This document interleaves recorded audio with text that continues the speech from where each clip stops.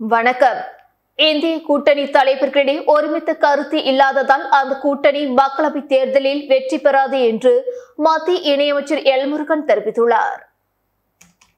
வளர்ந்த இந்தியாவுக்கான சங்கல்ப யாத்திரை நிகழ்ச்சி புதுச்சேரி கிழக்கு கடற்கரை சாலையில் உள்ள காமராஜர் மணிமண்டபத்தில் நடைபெற்றது.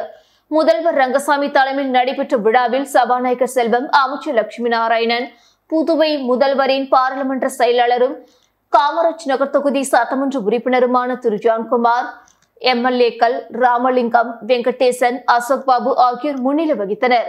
இந்த நிகழ்ச்சியில் சிறப்பு விருந்தினராக மத்திய இணையமைச்சர் முருகன் பங்கேற்று பயனாளிகளுக்கு நலத்திட்ட உதவிகள் வழங்கினார். விழாவின் முடிவில் செய்தியாளர்களிடம் பேசிய எல் முருகன், இந்தியா கூட்டணி ஏற்கனவே உடைந்து போன கூட்டணியாக இருக்கிறது. இந்தியா கூட்டணி தலைவர்களிடையே ஒற்றுமை இல்லை.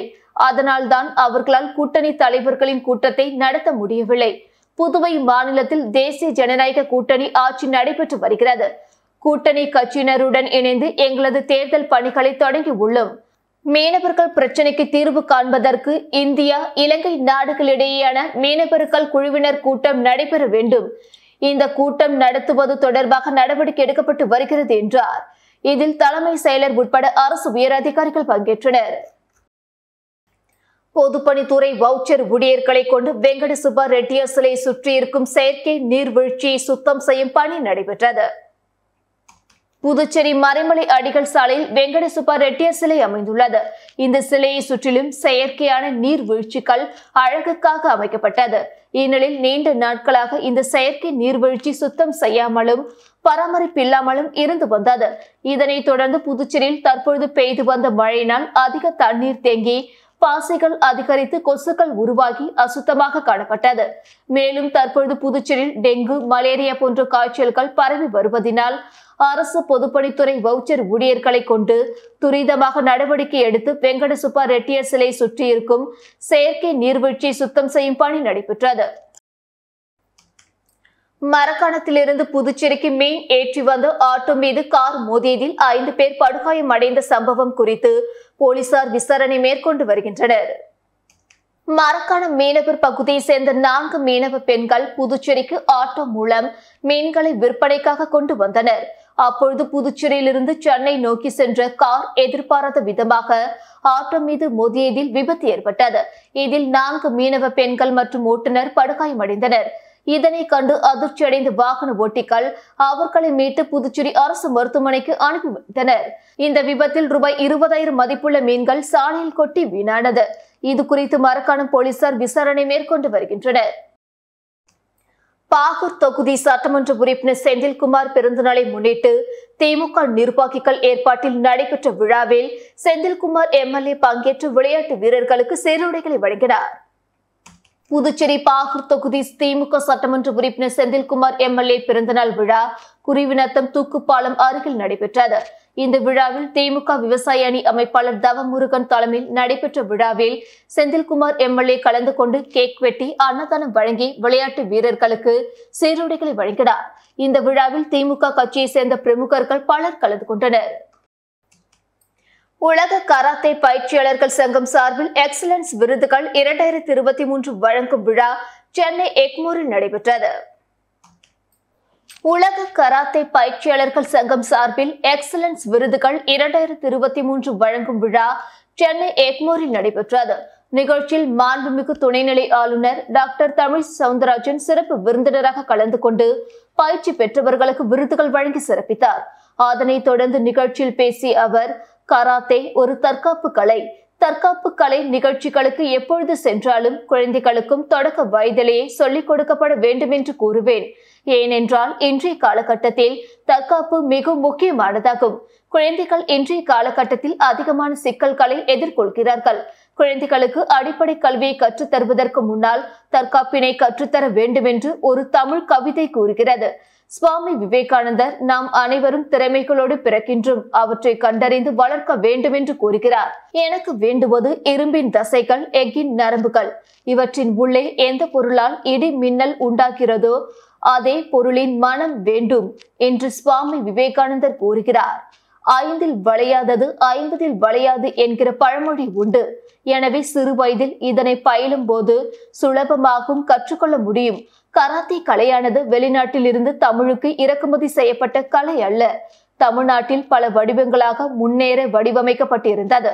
சுய கட்டுப்பாடு, சுய பாதுகாப்பு என்பதை குத்து வரிசை, வர்மக்கலை, சிலம்பம், மல்யுத்தம், களரி போன்றவைகளாக சங்க இலக்கியத்தில் இது குறித்து எழுதப்பட்டிருக்கிறது. தமிழர்கள் சண்டைகளில் கூட கலையை புகுத்தி இருக்கிறார்கள் என்பதற்கு இந்த குத்து சண்டை சான்றாக இருக்கிறது. இன்று இது ஒரு விளையாட்டாக ஏற்றுக்கொள்ளப்பட்டிருக்கிறது.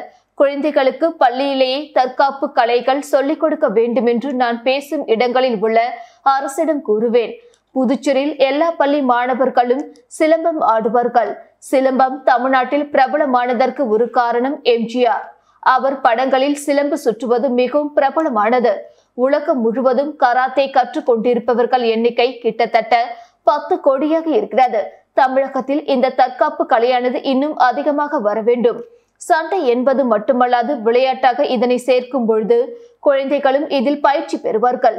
தற்காப்பு கலைகளை கற்றுக்கொள்ளும் போது ஒரு தன்னம்பிக்கை, அமைதி கிடைக்கிறது என்று பேசினார். புதுச்சேரி பொதுப்பணித்துறையில் காலியாக உள்ள இளநிலை பொறியாளர், மேற்பார்வையாளர் பணியிடங்களை நிரப்ப நியமன விதிகள் வெளியிடப்பட்டுள்ளது. புதுச்சேரி அரசு துறைகளில் காலியாக உள்ள 10,000க்கும் மேற்பட்ட பணியிடங்கள் விரைவில் நிரப்பப்படும் என்று கடந்த ஆண்டு முதல்வர் ரங்கசாமி அறிவித்தார். அதன்படி யுடிசி, எல்டிசி, காவல்துறை உள்ளிட்ட பல்வேறு துறைகளில் காலியாக இருந்த பணியிடங்கள் நிரப்பப்பட்டு வருகிறது. இதனிடையில் புதுச்சேரி பொதுப்பணித்துறையில் காலியாக உள்ள இளநிலை பொறியாளர் மற்றும் மேற்பார்வையாளர் பணியிடங்களை நிரப்ப பணி நியமன விதிகள் வெளியிடப்பட்டுள்ளது. அதன்படி காலியாக உள்ள 218 இளநிலை பொறியாளர் பணியிடங்களுக்கு கல்வி தகுதி டிப்ளமோ, சிவில் அல்லது இளநிலை பொறியாளர் படிப்பில் சிவில் படித்திருக்க வேண்டும். இந்த பணியிடங்களில் 10% பதவி உயர்வு மூலமும், 85% நேரடியாகவும், 5% துறை சார்ந்த போட்டித் தேர்வு மூலமும் நிரப்பப்படும். அதேபோல் 236 மேற்பார்வையாளர் காலி பணியிடங்களுக்கு கல்வி தகுதி தொழில்நுட்ப படிப்பில் சிவில் அல்லது இளநிலை பொறியாளர் படிப்பில் சிவில் படித்திருக்க வேண்டும். மேலும் காலி பணியிடங்கள் 50% பதவி உயர்வு மூலமும், 40% நேரடியாகவும், 10% துறை சேர்ந்த போட்டித் தேர்வு மூலமும் நிரப்பப்படும் என்று அதில் கூறப்பட்டுள்ளது. புதுச்சேரி காலப்பட்டு பகுதியில் உள்ள சாய்பாபா கோவிலில் இருந்து 100க்கும் மேற்பட்ட பக்தர்கள் அதிகாலை முதல் பாத யாத்திரை நடைபயணம் மேற்கொண்டனர். புதுச்சேரி காலப்பட்டு பல்கலைக்கழகம் எதிரில் உள்ள சாய்பாபா கோவிலில் ஒவ்வொரு வருடமும் பக்தர்கள் பாத யாத்திரை நடைபயணம் செல்வது வழக்கம். அந்த வகையில் இந்த வருடம் 28வது ஆண்டாக நடைபயணம் மேற்கொண்டனர். இந்த நடைப்பயணமானது முத்தியால்பேட்டையில் இருந்து தொடங்கி சாய்பாபாவின் திருவுருவ சிலையுடன் உள்ள தேரை இழுத்து 100க்கும் மேற்பட்ட பெண்கள் மற்றும் ஆண்கள் அதிகாலை முதல் பாத யாத்திரை நடைபயணம் மேற்கொண்டனர். இந்த நடைப்பயணத்தில் புதுச்சேரியில் உள்ள ஏராளமான சாய்பாபா பக்தர்கள் கலந்து கொண்டனர். இதைத் தொடர்ந்து சாய்பாபா கோவிலில் அன்னதானம் வழங்கப்பட்டது. இந்த யாத்திரையில் சாய்பாபா பக்தர்கள் ஏராளமானவர்கள் கலந்து கொண்டு சிறப்பித்தனர். நிகழ்ச்சிக்கான ஏற்பாடுகளை காலப்பட்டு சாய்பாபா கோவில் நிர்வாகிகள் செய்திருந்தனர். வில்லியனூர் அருகே 2 ரவுடிகள் ஊருக்குள் நுழைய தடை விதிக்க கோரி சப் இன்ஸ்பெக்டர் மாவட்ட ஆட்சியருக்கு பரிந்துரை செய்துள்ளார். வில்லியனூர் அடுத்த கோர்க்காடு பேட் பகுதியை சேர்ந்தவர்கள் ராஜேந்திரன் என்கிற குண்டால் ராஜேந்திரன், ராகுல் ரவுடிகளான இவர்கள் மீது கொலை வழக்கு, வெடிகுண்டு வீச்சு, கொலை முயற்சி உள்ளிட்ட வழக்குகள் நிலுவையில் உள்ளது. இருவரும் ஊருக்குள் வந்தால் பல பிரச்சனைகள் ஏற்படும் என்பதால் அவர்களை 2 மாதம் ஊருக்குள் நுழைய தடை விதிக்க கலெக்டருக்கு சப் இன்ஸ்பெக்டர் சண்முக சத்யா பரிந்துரை செய்துள்ளார். புதுச்சேரி அபிஷேகப்பாக்கம் அருகே ஹாலோ பிளாக் கல் தயாரிக்கும் நிறுவனத்தில் பணிபுரியும் ஊழியர் பணியின் போது மின்சாரம் தாக்கி உயிரிழந்த சம்பவம் குறித்து போலீசார் விசாரணை மேற்கொண்டு வருகின்றனர். புதுச்சேரி அடுத்த திருவண்டார்கோவில் அருகே ஆழியூர் பழைய காலனி பகுதியை சேர்ந்தவர் ஆனந்தராஜ். இவர் அபிஷேகப்பாக்கம் அருகே தேடுவார் நத்தம் பகுதியில் உள்ள ஹாலோ பிளாக் கல் தயாரிக்கும் நிறுவனத்தில் மிஷின் ஆபரேட்டராக வேலை செய்து வந்தார். இந்த நிலையில் நேற்று வேலை செய்வதற்காக கல் அறுக்கும் இயந்திரத்தை இயக்கிய போது எதிர்பாராத விதமாக மின்சாரம் தாக்கி மயங்கி விழுந்த ஆனந்தராஜை சக ஊழியர்கள் மீட்டு கரிக்கலாம்பாக்கம் அரசு மருத்துவமனைக்கு கொண்டு சென்றனர். அங்கு பரிசோதித்த மருத்துவர்கள் இறந்து விட்டதாக தெரிவித்தனர். இது குறித்து தவளக்குப்பம் போலீசார் வழக்கு பதிவு செய்து விசாரணை மேற்கொண்டு வருகின்றனர். புதுச்சேரி உள்ளாட்சி அமைப்புகளில் பணிபுரியும் முழு நேர தற்காலிக ஊழியர்களுக்கு கடந்த ஜூலை 1ஆம் தேதி முதல் ஊதியத்தை உயர்த்தி வழங்க அரசு ஒப்புதல் அளித்துள்ளது. இதுகுறித்து புதுச்சேரி உள்ளாட்சித்துறை சார்பு செயலர் ரத்னா பிறப்பித்துள்ள உத்தரவில், புதுச்சேரி அரசு துறைகளில் பணியாற்றி வரும் முழு நேர தற்காலிக ஊழியர்களுக்கு 1/7/2023 முதல் ஊதிய விகிதத்தை திருத்தி அமைக்க அரசு முடிவு செய்துள்ளது. அதன்படி புதுச்சேரியில் உள்ள அனைத்து நகராட்சி, கொம்யூன் பஞ்சாயத்து மற்றும் கொம்யூன் பஞ்சாயத்துகள் மற்றும் கிராம பஞ்சாயத்துகளில் பணிபுரியும் துப்புரவு பணியாளர்கள் மற்றும் டேங்க் ஆபரேட்டர்கள் உட்பட முழு நேர தற்காலிக ஊழியர்களுக்கு ஊதிய விகிதத்தை மாற்றி அமைக்க அரசு ஒப்புதல் அளித்துள்ளது. இந்த ஊதிய விகிதங்கள் தற்காலிக ஊழியர்களுக்கு பொருந்தாது. ஏனெனில் அவர்களின் ஊதியத்தை நிர்வகிக்க தனி அறிவுறுத்தல்கள் உள்ளன. இந்த ஊதிய உயர்வுக்கான செலவினம் சம்பந்தப்பட்ட உள்ளாட்சி அமைப்பின் சொந்த நிதியிலிருந்து மேற்கொள்ளப்படும். முழு நேர தற்காலிக ஊழியர்களுக்கு உயர்த்தப்பட்ட ஊதியத்தின் விவரம் வருமாறு பிரிவு 1இல் இடம்பெற்றுள்ள பியூன், துப்புரவு பணியாளர்கள், உதவியாளர்கள், பராமரிப்பாளர்கள், காவலாளி, தற்காலிக தொழிலாளி, கேங்மேன், டேங்க் ஆபரேட்டர், பல்நோக்கு உதவியாளர் ஆகியோருக்கு ஒரு நாள் ஊதியம் ரூபாய் 852 ரூபாய் 876 ஆகும். பிரிவு 4இல் இடம்பெற்றுள்ள கிளர்க், பில் கலெக்டர் நிலை 3 ஆகியோருக்கு ரூபாய் 942 ரூபாய் 968 ஆகும். பிரிவு 5இல் இடம்பெற்றுள்ள டேட்டா என்ட்ரி ஆபரேட்டருக்கு ரூபாய் 1382 ரூபாய் 1421 உயர்த்தப்பட்டுள்ளது என்று அதில் கூறப்பட்டுள்ளது.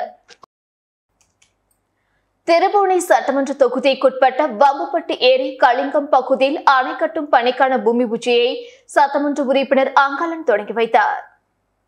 புதுச்சேரி மாநிலம் திருபுவனை சட்டமன்ற தொகுதிக்குட்பட்ட வம்புப்பட்டு கிராமத்தில் அமைந்துள்ள வம்புப்பட்டு ஏரி கலிங்கம் பகுதியில் ரூபாய் 1,05,000 மதிப்பீட்டில் அணை கட்டும் பணிக்கான பூமி பூஜை நடைபெற்றது. இந்நிகழ்ச்சியில் தொகுதியின் சட்டமன்ற உறுப்பினர் அங்காளன் கலந்து கொண்டு விழாவிற்கு தலைமை தாங்கி பூமி பூஜை செய்து தொடங்கி வைத்தார். இதில் செயற்பொறியாளர் ராதாகிருஷ்ணன், உதவி பொறியாளர் மதிவாணன், இளநிலை பொறியாளர் சங்கர் மற்றும் சட்டமன்ற உறுப்பினரின் ஆதரவாளர்கள் பலர் கலந்து கொண்டனர். முன்னாள் சட்டமன்ற உறுப்பினர் ஜெயமூர்த்தி அவர்களின் பிறந்த நாளை முன்னிட்டு அரியாங்குப்பம் பகுதியில் கண் மருத்துவ முகாம் நடைபெற்றது. அரியாங்குப்பம் தொகுதியின் முன்னாள் சட்டமன்ற உறுப்பினர் அமரர் ஜெயமூர்த்தி அவர்களின் பிறந்த நாளை முன்னிட்டு அரியாங்குப்பம் பகுதியில் உள்ள தங்கவேலு பாஞ்சாலி வரவேற்பு இல்லத்தில் இலவச சிறப்பு கண் மருத்துவர் முகாம் மாநில செயற்குழு உறுப்பினர் விஜயலட்சுமி ஜெயமூர்த்தி ஏற்பாட்டில் நடைபெற்றது. இந்நிகழ்ச்சியில் முன்னாள் அமைச்சர் கந்தசாமி மற்றும் ஜோதி கண் மருத்துவமனை இயக்குனர் வனஜா வைத்தியநாதன் ஆகியோர் சிறப்பு விருந்தினராக கலந்து கொண்டு இம்முகாமினை துவக்கி வைத்தனர். மேலும் இந்நிகழ்ச்சியில் 500க்கும் மேற்பட்ட பொதுமக்கள் இம்முகாமில் கலந்து கொண்டு கண் சிகிச்சை செய்து கொண்டனர். காங்கிரஸ் சிறப்பு அழைப்பாளர் தனபால், சிவராமகிருஷ்ணன், திருநாவுக்கரசு குகன், காமராஜ் கோவிந்தன், ரமேஷ், ராஜாராம், நாராயணசாமி, சாமிநாதன் உள்ளிட்ட ஏராளமான கட்சி நிர்வாகிகள் பலர் இந்நிகழ்ச்சியில் கலந்து கொண்டனர். மேலும் பார்வை குறைபாடு உள்ள 150க்கும் மேற்பட்டவர்களுக்கு இலவச கண் கண்ணாடியினை விஜயலட்சுமி ஜெயமூர்த்தி அவர்கள் பயனாளிகளுக்கு வழங்கினார். புதுச்சேரியை சேர்ந்த 5 நபர்கள் இணையவழி மோசடியில் சிக்கி 11,45,000 ரூபாய் பணத்தை இழந்துள்ளது குறித்து சைபர் கிரைம் போலீசார் விசாரணை மேற்கொண்டு வருகின்றனர். புதுச்சேரியை சேர்ந்த நபர் ஒருவர் ஹரியானாவில் வெங்காயம் வாங்குவதற்காக இணைய வழியிலிருந்து நம்பரை எடுத்து அவரிடம் பேசி 5,40,000 ரூபாய் பணத்தை இழந்தார். ஓடிபி எண்ணை அனுப்பி ஒருவர் ரூபாய் 10,000 பணத்தை இழந்தார். மேலும் ஒரு நபருக்கு ஒரு லிங்கை அனுப்பி அதன் மூலம் ரூபாய் 22,000 பணத்தை மோசடி கும்பல் பறித்துள்ளது. அதிக பணத்திற்கு ஆசைப்பட்டு ஒருவர் 6 லட்சம் பணத்தை இழந்துள்ளார். இது குறித்து பாதிக்கப்பட்டவர்கள் அளித்த புகாரின் பேரில் சைபர் கிரைம் போலீசார் வழக்கு பதிவு செய்து விசாரணை மேற்கொண்டு வருகின்றனர். மதகடிப்பட்டில் உள்ள பெருந்தலைவர் காமராஜர் அரசு கலைக்கல்லூரியில் முன்னாள் ராணுவ வீரர்களின் சேமநல நிதி திரட்டு நிகழ்ச்சி நடைபெற்றது. மதகடிப்பட்டு அருகே உள்ள கலித்தீர்த்தல் குப்பம் பெருந்தலைவர் காமராஜர் அரசு கலைக்கல்லூரியில் முன்னாள் ராணுவ வீரர்களின் சேமநல நிதி திரட்டும் நிகழ்ச்சிக்கு கல்லூரியின் சுற்றுலாத்துறை தலைவரும் தேசிய மாணவர் படை அலுவலர் லெப்டினன்ட் கதிர்வேல் அனைவரையும் வரவேற்றார். இந்நிகழ்ச்சிக்கு கல்லூரியின் முதல்வர் கனகவேல் கொடிநாள் நிதியை அளித்து கொடிநாள் நிதியை திரட்டும் நிகழ்ச்சியை தொடங்கி வைத்தார். இதில் தேசிய மாணவர் தரைப்படை மாணவர்கள் பல குழுக்களாக பிரிந்து புதுவை மாநிலம் முழுவதும் சென்று கொடிநாள் நிதியை திரட்டினார்கள். இந்நிகழ்ச்சிக்கான ஏற்பாடுகளை தேசிய மாணவர் தரைப்படை அலுவலர் லெப்டினன்ட் கதிர்வேல் மற்றும் தேசிய மாணவர் தரைப்படை மாணவர்கள் செய்திருந்தனர். நாடு முழுவதும் பெண்களுக்கு 33% இடஒதுக்கீடு வழங்கப்பட்டுள்ள நிலையில் புதுச்சேரியில் பெண்கள் மற்றும் குழந்தைகள் ஆணையம் செயல்படாமல் உள்ளதற்கு பல்வேறு தரப்பினரும் கண்டனம் தெரிவித்தனர். இந்தியாவில் பெண்களுக்கு 33% இடஒதுக்கீடு வழங்கும் சட்ட திருத்த மசோதா மக்களவையில் நிறைவேற்றப்பட்டுள்ளது. இதனை அனைத்து கட்சிகளும் வரவேற்று வரும் நிலையில் புதுச்சேரி மாநிலத்தில் பெண்கள் மற்றும் குழந்தைகள் ஆணையம் செயல்படாமல் இருப்பது அதிர்ச்சியை ஏற்படுத்தியுள்ளது. புதுச்சேரியில் பெண்கள் மற்றும் குழந்தைகளுக்கு ஏற்படும் பிரச்சனைகள் மற்றும் பாலியல் புகார் குறித்து மகளிர் மற்றும் குழந்தைகள் ஆணையத்தில் புகார் தெரிவித்து அதற்கான தேர்வு காணப்பட்டு வந்தது. இந்த நிலையில் மகளிர் மற்றும் குழந்தைகள் ஆணையத்திற்கு நிர்வாகிகள் நியமிக்கப்படாததால் அது முடக்கப்பட்டுள்ளது. இதனால் பெண்கள் மற்றும் குழந்தைகளுக்கு ஏற்படும் பிரச்சனைகள் காவல் நிலையங்களுக்கு கொண்டு செல்லப்படும் நிலை ஏற்பட்டுள்ளது. அங்கு பெரும்பாலும் வழக்கு பதியாமல் சமரசம் செய்து அனுப்பப்படுவதாக சொல்லப்படுகிறது. எனவே உடனடியாக மகளிர் மற்றும் குழந்தைகள் ஆணையத்திற்கு நிர்வாகிகளை நியமித்து செயல்பாட்டுக்கு கொண்டு வர வேண்டும் என கோரிக்கை குரல் எழுந்துள்ளது.